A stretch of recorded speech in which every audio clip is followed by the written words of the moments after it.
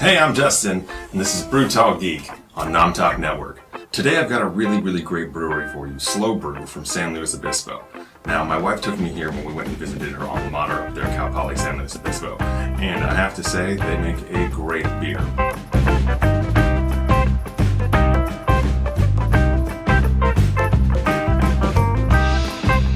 Today, the 4-pack that I bought has their Mustang IPA, Mustang being the mascot of Cali-Squeeze, and 3 of their Hefeweizens, Mango, Tropical, and Blood Orange.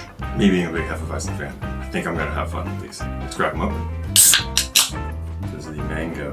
A heavier carbonation than I would expect from Hefeweizen, to be perfectly honest. So it pours a nice golden color with that hazy Hefeweizen look you got, but like I said, there's quite a bit of carbonation on this one. Oh man, that is just mango. There's not much Hefeweizen smell there. There's no weediness, there's no clove, no banana. It's got a little bit of light, it's kind of spotty lacing, but it disappears pretty quickly. The head is really dense, sticking around for a lot. Retention's really high on this one. Getting mango and orange, a lot of fruit.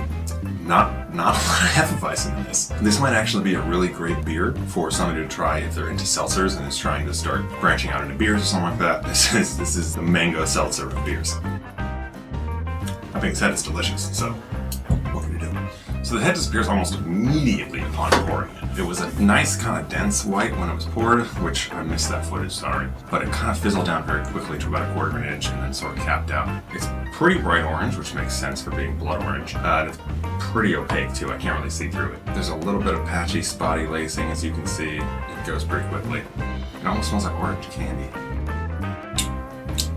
The orange is really tart, really strong. Yeah, that is an orange beer.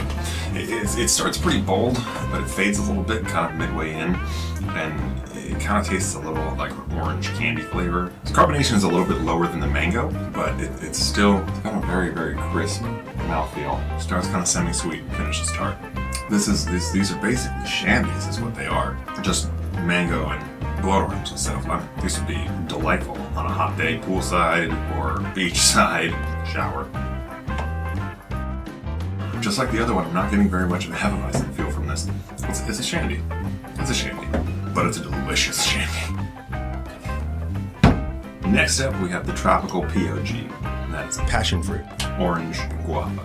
Kind of expecting this one to be the same as the other two in that it's more of a shandy than a traditional Hefeweizen, which makes sense for the tropical flavors. But the last two have been delicious. I have no complaints. So without further ado, let's get our tropics on.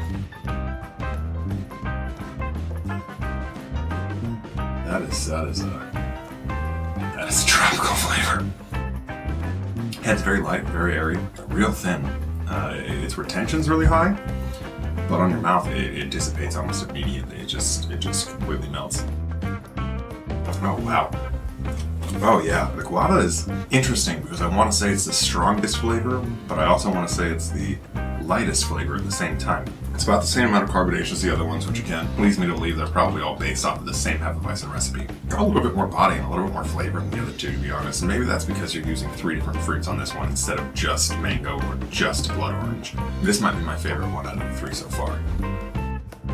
It's not as much of a shandy as the other two are. It's almost like a wheat lambic. It's almost like they just brewed a fruit beer out of guava, passion fruit, and orange. It is flavorful. Onto the IPA. Founded in 1988, meaning it's as old as I am, Slover is one of California's longest standing brew pubs. In fact, it's the first brew pub that opened after Prohibition. Now you can find them as the Carissa in downtown San Luis Obispo. From there it's a quick 10 minutes or so to the Rock, or Slow Brew Rock. Their 30-barrel brew house, canning line, and taproom restaurant. Never one to stay stagnant, the Rock also now boasts their new craft distillery, Rod and Hammer's Slow Stills. That brings us to their Mustang IPA, their most award-winning beer. At 7.1%, the Mustang IPA isn't a low place. It's definitely got a bit of a punch to it. So, it pours a bit of an amber, nice kind of translucent amber, to be honest. I can see my fingers through the glass, and it looks like lacing is going to be present on the drink time, but we'll find out. Really strong hop smell, a little bit of lemon, and citrus with hints of pine. Almost like a pine turkey. strong hop taste with a really, really punching bitter back note. Probably stems from what I think is citrus rind. The lemon comes out really strong in the middle, covering up what seems to be malt attempting to come through, but it's having a rough time of it. And it's a little bit peppery on the back end. I almost would want this with like an arugula salad, as crazy as that might sound. Oh, that's delicious. Can't really tell that it's 7.1% either. This could very easily be 5.5%, but it's not. Again, I'm Dustin Breiter, and this has been Brew Talk Geek on Nom Talk Network.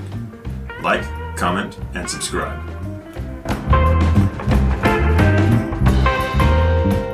Damn, that's good.